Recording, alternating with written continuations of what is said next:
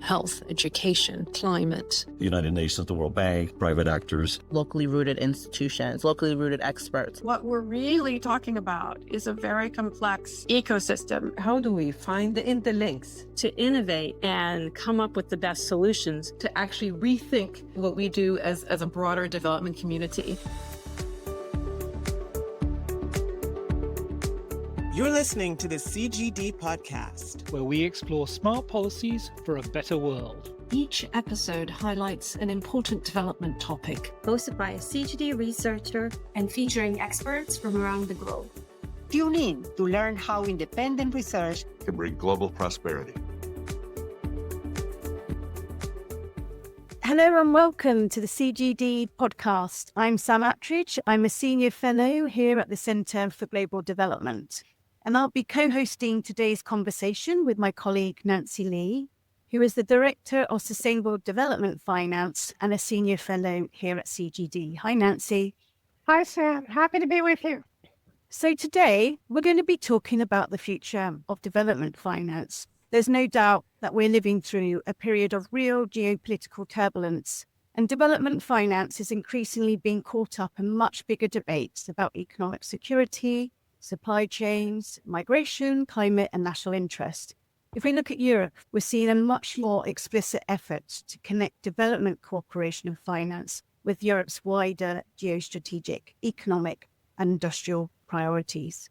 And in the United States, the framing is different, but the direction of travel is perhaps even clearer: America first, with a strong focus on economic security, trade, and industrial competitiveness. And all of this is happening at a time when aid budgets are being cut sharply. So we're seeing also a broader rethink of development cooperation and, for that matter, development finance. And I've been, and as I'm sure my colleagues on this conversation have been, to countless conferences and roundtables over the past year, asking about what comes next.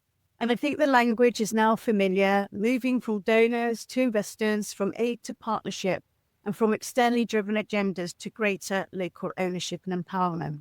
But what really strikes me is, what does all this mean for development finance institutions? We'll call these DFI in the conversation, because the list of things we're asking them to do, in my mind, just keeps growing.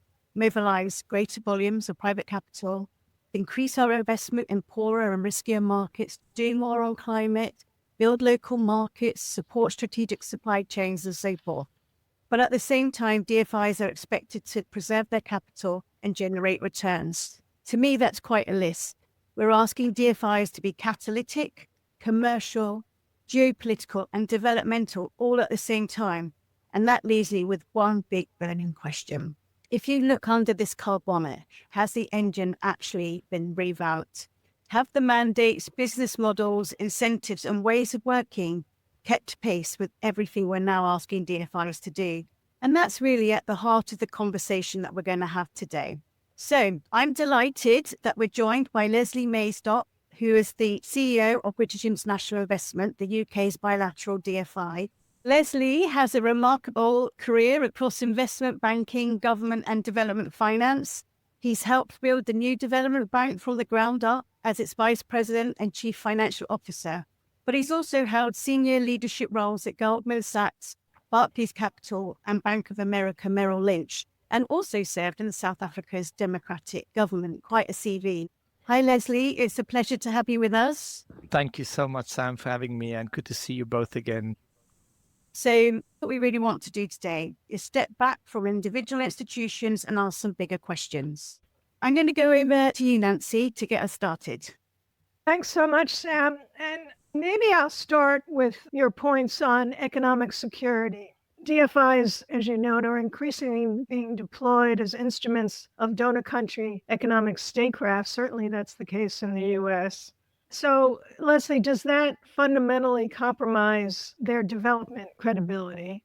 And how do you protect the mandate when political priorities are shifting, as they certainly have been and may in the future in the UK? And most fundamentally, how do you convince UK stakeholders that BII serves their interests? Thanks very much, Nancy. we are indeed at a serious and very particular inflection point today. The old era of overseas development assistance is indeed over. The entire language and the discourse has changed quite fundamentally in the last few years, and the discourse around the Pearson report, which gave birth to the 0.7% logic, that is now all part of an old era. This notion of developed countries having a moral obligation towards the global south, all of this was obviously against the backdrop of Cold War in the early 70s. That is not a world that exists today. Many of those emerging markets, they were recipients of overseas development assistance, are indeed significant geopolitical actors today. So just on that dimension, the world has changed quite fundamentally. Secondly, as you've just asserted, I think it is now becoming mainstream that development finance is an instrument of modern statecraft, is pretty much part of the design of most of the G7 countries. I interact with the CEOs of the development finance institutions quite regularly, and what I hear in the nuance from all of them, the model through which they are expected to exercise their capital deployment is informed by domestic priorities. It's informed by what is a more aggressive domestic agenda to stimulate economic growth, to stimulate investment, to stimulate job creation. So it is not quite correct to say the development has been subordinated to national objectives, but it is a clear instrument of modern economic statecraft. However, I would not see this as us going a step backwards, because the old model was no longer fit for purpose. It was too paternalistic. Its funding model was not sustainable. We needed to reinvent the development finance world in any event. So these shocks came with the collapse of USAID, the change in political sentiment around the world. A number of surveys have been done, Nancy, over the last year or so. Micro surveys in a number of developed countries.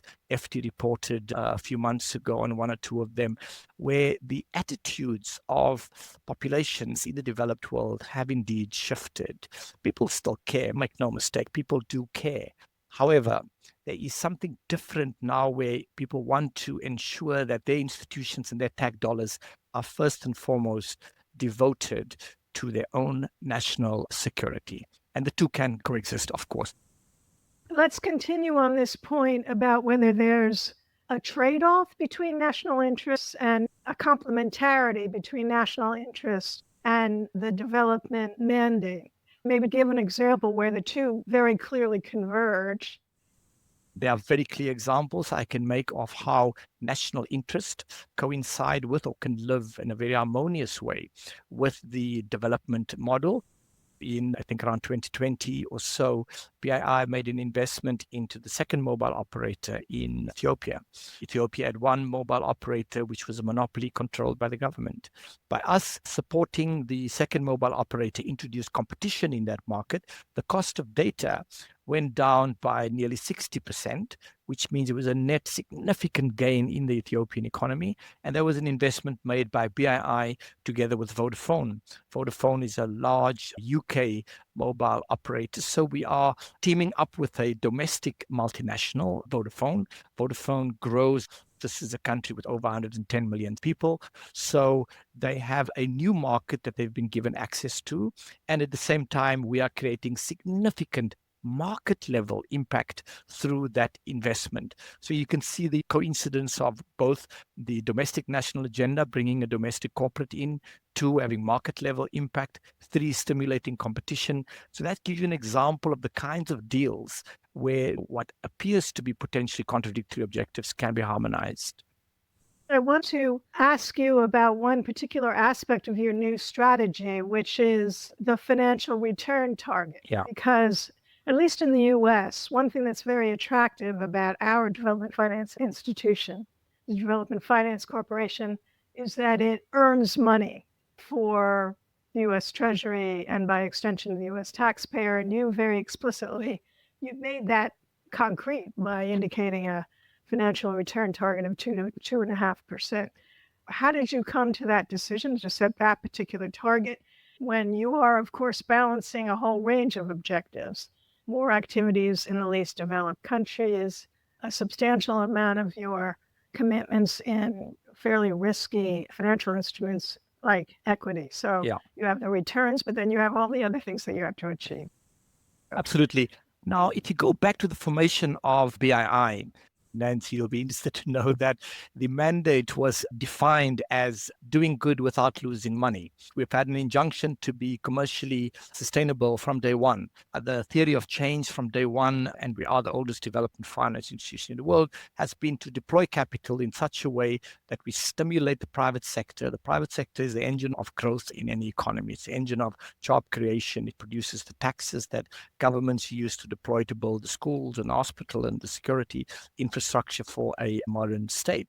So it's always been the case that we invest in that private sector to make a profit. However, we obviously set above additionality. We have always had this concept. Today, we use a very sophisticated impact framework where we assess every single transaction, not just through the lens of what do we achieve through that transaction in terms of number of jobs created, number of women that are either directly employed, or how many new entrepreneurs we've stimulated, or whether we've designed financial products to empower more women to come into the labor market, and so on.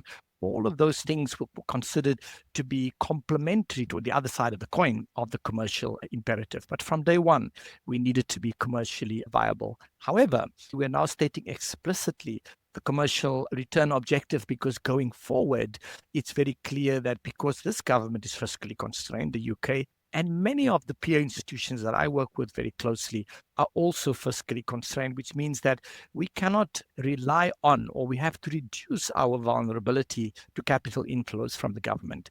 The only way for the development finance model to be sustainable in the medium to long term is for us to recycle and to generate the liquidity, which then enables us to do new investments. And recycling and increasing that velocity is actually at the heart of development finance today. We need to wean ourselves off the dependency of fresh capital inflows and design new financial structures that can make us more commercially viable. Another area which is coming up in many of the meetings that I've been at, and there's some discomfort, is around critical minerals, obviously trying to secure these for their domestic interest. Do you have any views on how DFIs can still preserve, if you like, their development imperative in engaging in these sectors? And is BII feeling this pressure at all?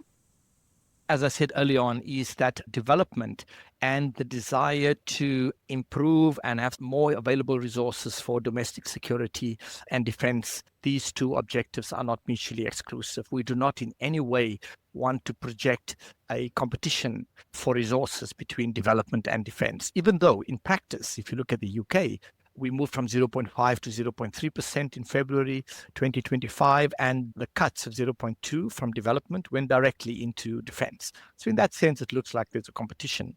But what we do as a development finance institution is what we call almost preemptive security.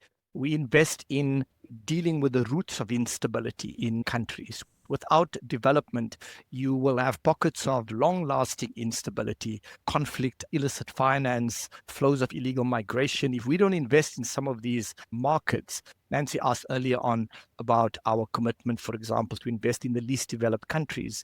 You have to look at this concept of long-term self-interest when you configure development through a modern-day lens. It's in the UK and Europe and in the industrialized world's interest that we invest and create conditions of stability in the Sahel, in the DRC, in a lot of these fragile and conflict states. Development and national security are complementary and necessary to function as one cohesive toolkit. As part of that endeavor, it is important to recognize that critical minerals, supply chain resilience, friendshoring, that entire domain of economic instruments to ensure that countries have the necessary inputs to reduce their own vulnerability to single country supply chains where they could make themselves vulnerable. It is necessary for DFIs to support our governments in that endeavor. Some of us have policies which makes it difficult for us to enter the critical minerals domain. Extractive industry, mining, for example, we don't do mining. But BII and other DFIs can contribute to the logistics and the infrastructure associated with moving those minerals from the point of production to the ports, for example. Many of our listeners will be familiar with this narrative around billions to trillions, which is essentially about using public money to try and mobilize vast sums of commercial capital that currently aren't invested in the markets that we care about. But what gets measured gets done. And I think mobilization has become this headline metric of success, how we judge the success of DFIs. And I worry, like others, about the impact of setting volume targets and setting expectations about how much DFIs can mobilize. And an example of this, which kind of reinforces my worry, Leslie, is you probably saw the NDB and DFI 2024 mobilization report, which reported a fantastic increase overall in mobilization, the highest that the system's ever mobilized, which is fantastic at around, I think it's 109 billion. But actually, when you scratch beneath the surface, you see this reduction of 36% in low-income countries. And so my question is, does chasing volume pull DFIs towards safer markets where private capital is perhaps easier to mobilize? And then do investment decisions end up looking more like a commercial bank than a development institution? The question you posed is at the heart of what we are thinking through in the design laboratories of every DFI today and when we meet together as an industry. We are at an inflection point now where we are still living through what is probably the most fundamental change, in my view, since Bretton Woods. If you just crudely divide development finance into two phases, you had Bretton Woods and you have the moment today. When the World Bank was created and all the other regional MDBs over the last 80 years, they were able to tap into the capital markets, specifically the debt capital markets, where on the back of very high credit ratings of the World Bank, the IFC, ADB, Asia Development Bank, and so on, they were able to use their callable capital guarantees from the developed countries to raise considerable amounts of money at rates that is considered much cheaper than it would have been if the developing countries were raising the money themselves. Today, what we are looking at is creating a completely new architecture where we can create an emerging markets development, if you like, asset class. In the past, over the last 80 years, we did individual transactions, bespoke. There's no standardized templates. Everything was done on the back of individual siloed balance sheets, each institution working by itself and us hoping we can, in an aggregate way, have market level impact. We are now, in a qualitative way, entering a new phase. The desire to use our capital in a catalytic way, de-risking, using it in such a way that we can crowd in hundreds of billions of dollars from institutional investors. So over the last 15 to 20 years, I would say we had ambition to crowd in private sector capital. What is finally happening now is us creating the necessary ecosystem level changes that can enable us to bring in private sector capital, insurance capital, pension funds at scale. So that's quite a radical statement I've just made if I'm saying the entire industry is changing. I can feel that this is happening in a number of ways. One, we are changing the incentives. Most of us now, BII, most of the DFIs, the World Bank, IFC, we're moving away from assessing our performance based on how much capital we've deployed in terms of volumes to how much have we mobilized. This is leading to change in the culture. It's leading to change in incentives. So the first headline point I'm making is that even junior people who just start out, they realize the industry today is very different from before. The second point is that there were a lot of missing elements that we have been working on for a very long time. One of them is the fact that there's a misperception around risk in emerging markets. If you look at the actual credit performance, if you look at historical data, let's take the last 30 years, GEMS was created around 2009 or so by the IFC and the European Investment Bank, which is essentially a database where we aggregated all the loans that have been made by DFIs and MDBs over a 25 to 30 year period. That data sets have been improved, and it's now much more usable. So we can see that the actual default rate is much lower in these emerging markets, and the recovery rates are much higher. So as an asset class, we know that it is not as risky as institutional investors think it is when they look at emerging markets. Thirdly, pension funds, insurance capital, sovereign wealth funds, they cannot buy into individual assets in the way that we have originated these assets as DFIs and as World Bank. They can't do the due diligence on single projects. They need portfolio level sort of instruments or portfolio level risk sharing to take place in order for them to participate. They need to see some form of credit rating endorsement when they buy into an instrument. Many pension funds can only buy investment grade assets, for example. So we have now gone to the drawing boards as an industry, and the IFC, as you know, has just launched the Emerging Market Securitization Program, where you've consciously created something that becomes a tradable security. So you take illiquid portfolio of loans, you pool them together, you assign them different risk profiles, and with first loss equity, where you essentially absorb the initial loss, in this case, IFC provided that first loss cover together with FCDO, the UK Foreign Commonwealth and Development Office program, you then create a structure that then becomes appealing for pension funds. So that structure that the IFC just did recently, one in October 2025 and one 3 weeks ago, gives you an example of the kind of structure we're now going to be replicating at scale, not just within IFC.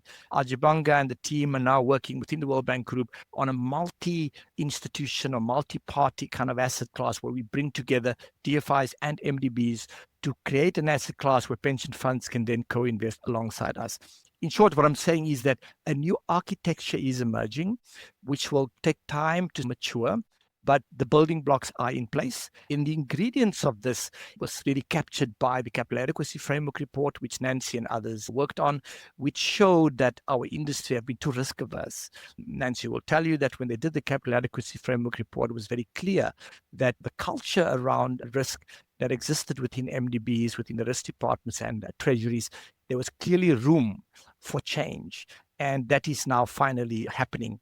I'm hugely optimistic that we're living through a transitional moment of creating a new emerging markets development asset class that will crowd in at different scale over the next number of years. Coming back to the targets, Christian, the new financial architecture that's evolving, this move to pooled portfolio approaches, securitizations, originate to share agenda, it's suited to very large institutions with large balance sheets. What does that mean for the harder work of building markets in frontier markets? I'm sure you can probably include some riskier kind of assets or investments in these structures. Right. But it doesn't solve for doing the hard work in some of these frontier markets where there is a lack of opportunity in the first place. Absolutely. I'm curious, one, because BII set out its new strategy, which is going after the scale agenda in Southeast Asia with, I think, British climate investment partners, developing local capital markets, doubling down on the hardest markets. How does an institution set a volume target, or how does the international community set a volume target where we actually have a very thin evidence base? I don't think policymakers or we know, who we're mobilizing, how we're mobilizing. How can we intelligently set targets which don't have these negative spillover impacts on frontier markets? We recognize as BII that there are two distinct, separate but connected aspects to private capital mobilization. The first one is the endeavor to crowd in from the BlackRocks and the Prudentials and the sort of large pension funds, insurance capital, and the sovereign wealth funds. The second piece that has to be considered as a distinct area where new strategies are required is around the local or domestic resource mobilization, and specifically the frontier or the least developed countries, which commercial capital considers too risky. So BII, in recognition that this entire drive towards private capital mobilization is most definitely going to lead, as an unintended but as a real outcome, DFIs and MDBs will gravitate towards the more middle-income countries and the more established markets. There's no question about it, which is why you need a dedicated target. We've put it as 25% for least developed countries.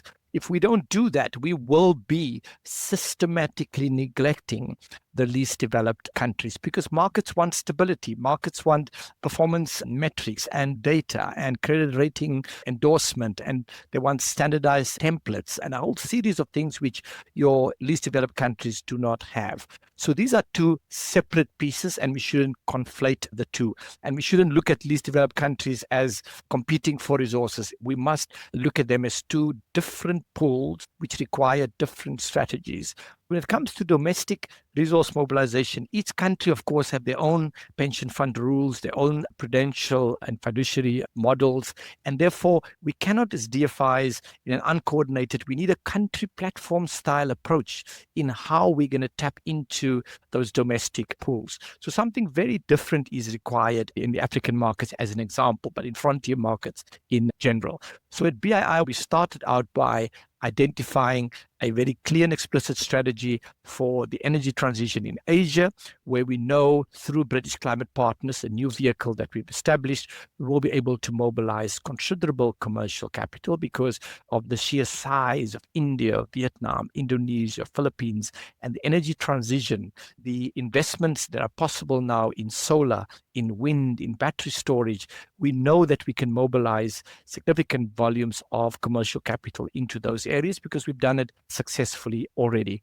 But it's a complementary strategy to the more difficult piece, which is the frontier markets. We're still trying to persuade many DFIs to come alongside us because we cannot do it alone. In many of these markets, there's elements of the local capital markets that's underdeveloped and it's too nascent. You need to establish almost a market infrastructure. Market infrastructure don't just appear magically. They are constructed. They need to be designed.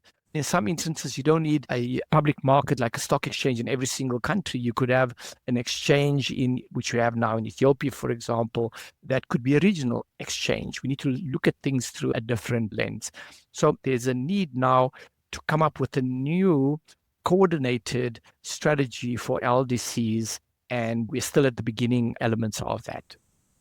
This conversation is helping us understand the target that BII set in its new strategy for mobilization. Because as you say, Leslie, it goes to the core of the evolution in DFIs and MDBs. But I was a little bit surprised that the target roughly represents a one-to-one relationship between additional commitments and mobilization.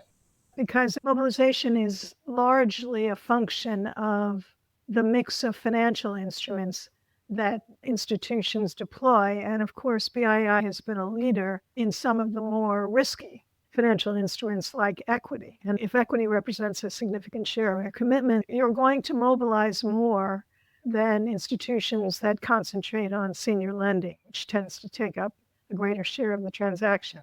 But you've also described that you have your target on least developed countries and frontier markets. And so you do very much prioritize areas where the volume of mobilization is not front and center. But so tell us a little bit more about how you came up with this one-to-one relationship between mobilization and commitments. DFIs and MDBs, including BII, have been on this mobilization journey for some time, but it was not as intentional as it is today. Today, it is codified in clear targets. So next year, you can ask me the question whether in year one we were able to achieve the one-to-one ratio, etc. The same with the IFC and the same with all the other institutions. They've been on this journey. Because we did not have targets before, we had to set a beacon. And I think a one-to-one ratio is at a minimum what we should consider as a barometer of success. Naturally, we want to exceed that target. It should be possible to exceed that target. And most of the DFIs are on that track. The second point to make is that we're living in an era. The reason why we could not set a more aggressive target is that we also now need to build the capability, the skill sets to be able to execute on this originate to distribute model. This has not been the model of BII in the past, and access to maturity has really been part of the fabric of the DFIs. It's only over the last few years and specifically now that we are putting it into our strategy documents and putting numbers to it. So that's the second point.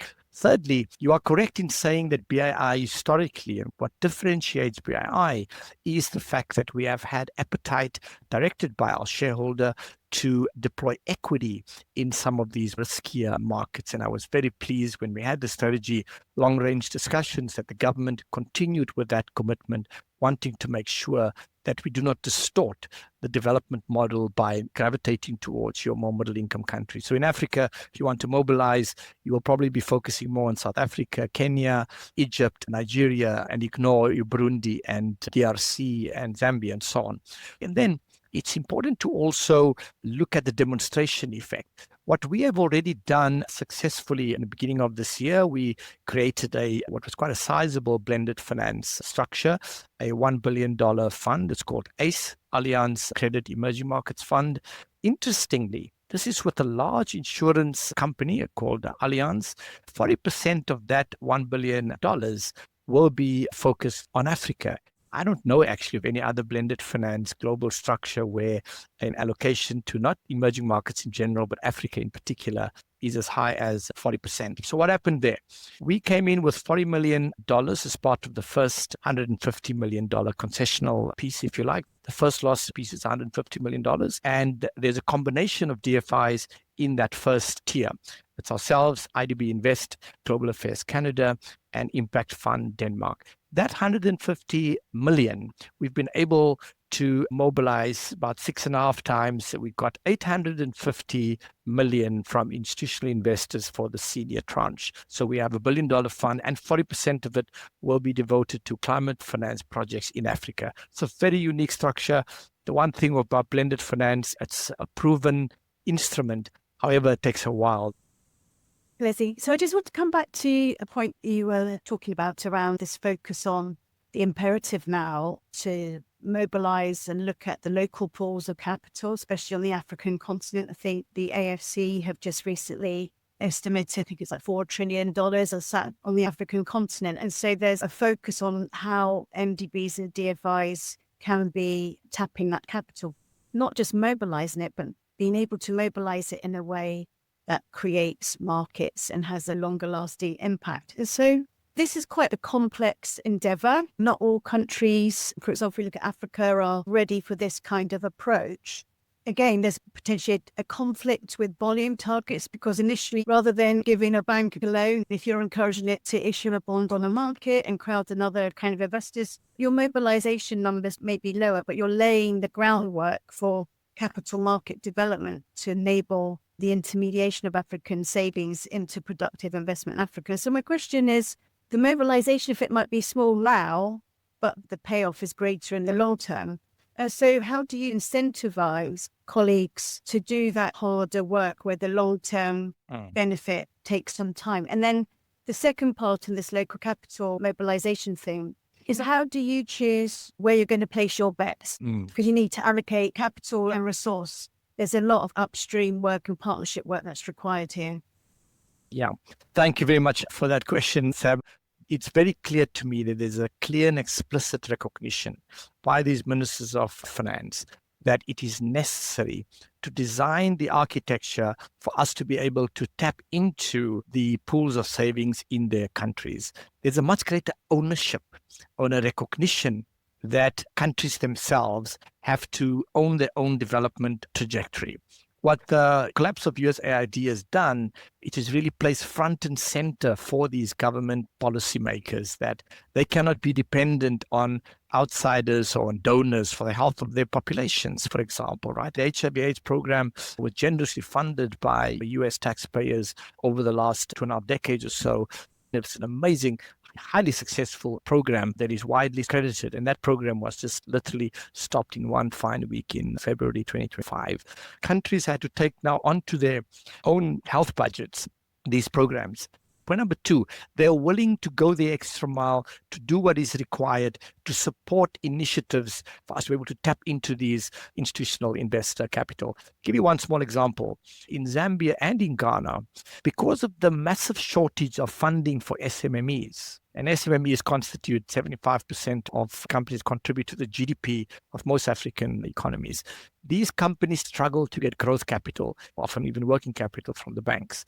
They employ between 50 and 100 people, some of them slightly more, but they're small businesses that are playing a vital role in the economic growth trajectory of these economies. So we set up a financial platform. The interesting thing about it is not just a lending platform where we provide loans to SMMEs, but we managed to get the pension fund to invest alongside us. So the biggest pension fund in Zambia is called NAPSA, the National Pension Securities Authority, I think it's called. So NAPSA made changes to the pension fund rules or the pension fund regulator, because the president in Zambia is very private sector minded, and he understood the need for domestic institutions and encouraged his policymakers to consider this. Cut a long story short, it took a few years to do, but we managed to get the pension fund to invest alongside BII. We did the same in Ghana, where Access, the local pension fund, invested alongside us in a similar kind of platform. These are all demonstration effects. We now will be building on this to do other deals, but the seeds are there for this model. And again, if the number is 3 trillion of institutional capital, we want to tap into 5% of those flows. We're not talking here about 10, 15, 20, or 30%. 5% is the number. It is very doable. The finance ministers are excited about this challenge. In the process, they are also contributing towards greater financial intermediation. You're able to build and strengthen your domestic economy if you get more of your own savings to go into productive investments. Most of these funds, the money goes into fixed income, buying of sovereign bonds. Most of these pension funds, up to sometimes 70%, is them being forced to buy government bonds. Why is that money not invested in the building of rail infrastructure, of port infrastructure, of renewable energy, and making the countries to be net energy exporters, for example? The sun is plentiful. We've got such solar resources on the African continent. So the ministers of finance, the local policymakers are working very closely with us.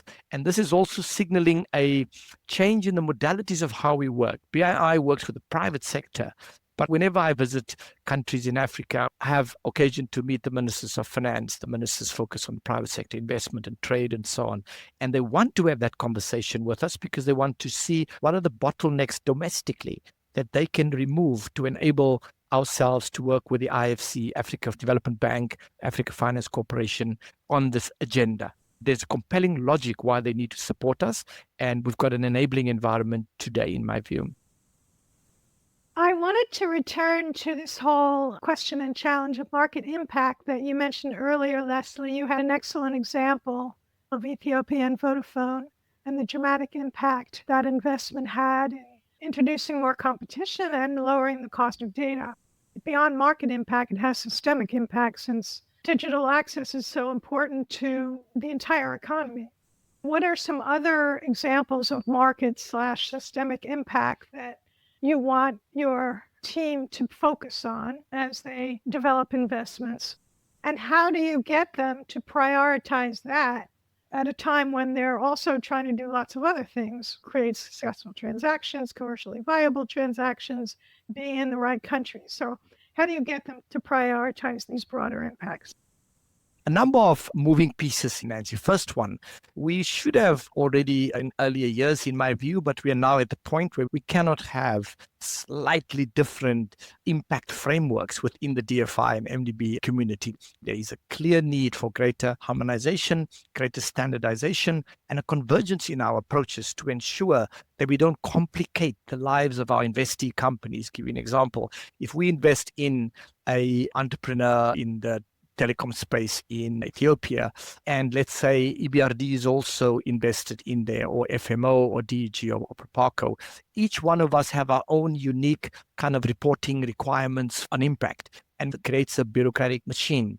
Our investees have to comply with the individual little nuances of our different reporting frameworks. Secondly, we also recognize that there are different ways in which we can attribute the measures.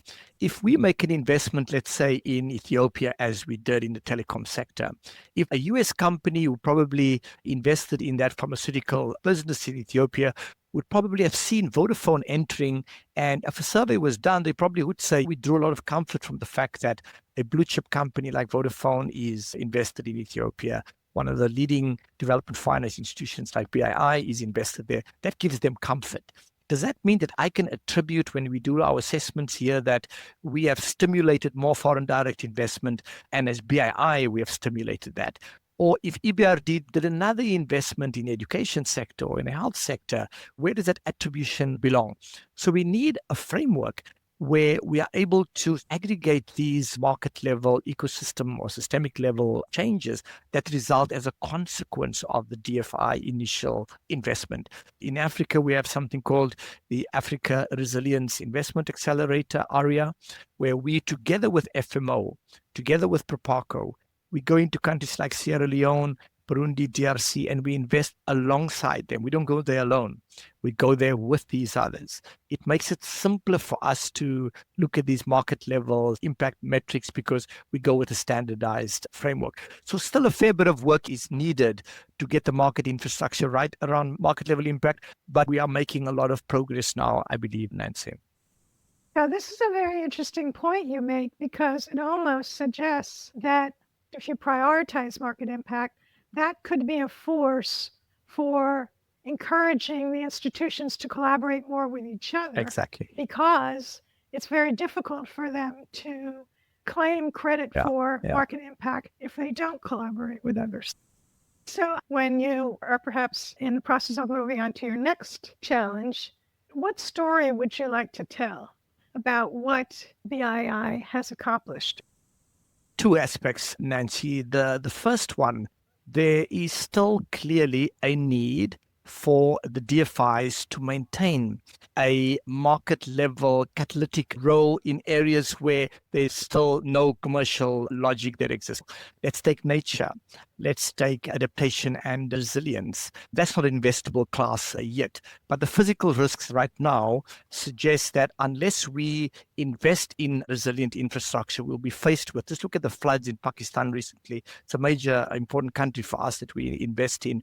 So doing that work, which is not about supporting a single project, but doing the work which is about preparing the market.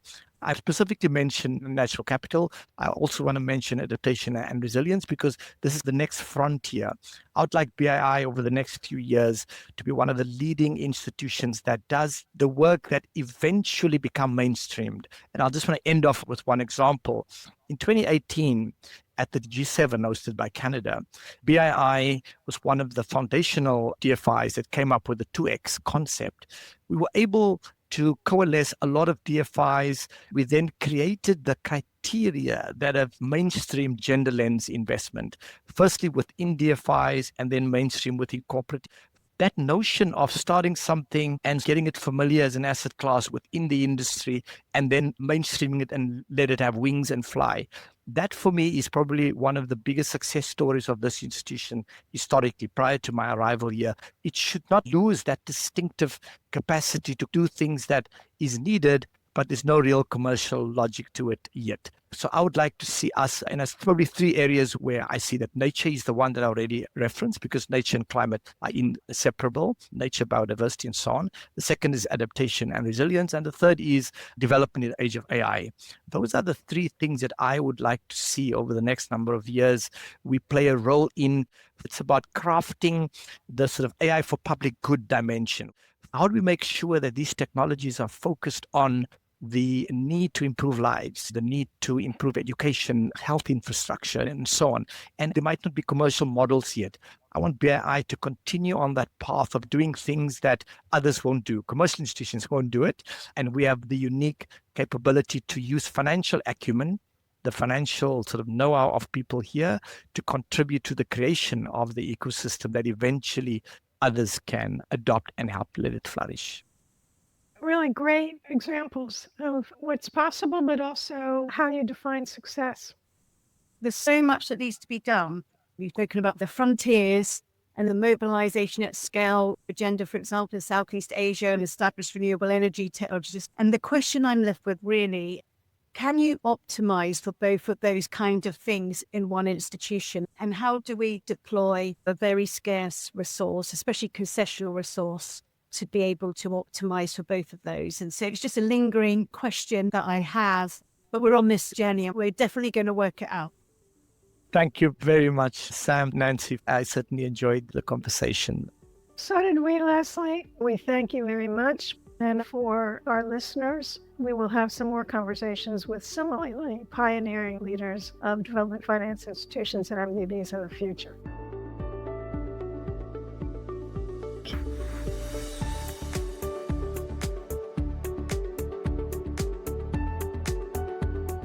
Thanks for listening to the CGD Podcast. You can learn more about the topics discussed On our website at cgdef.org. At cgdev.org. See you next time.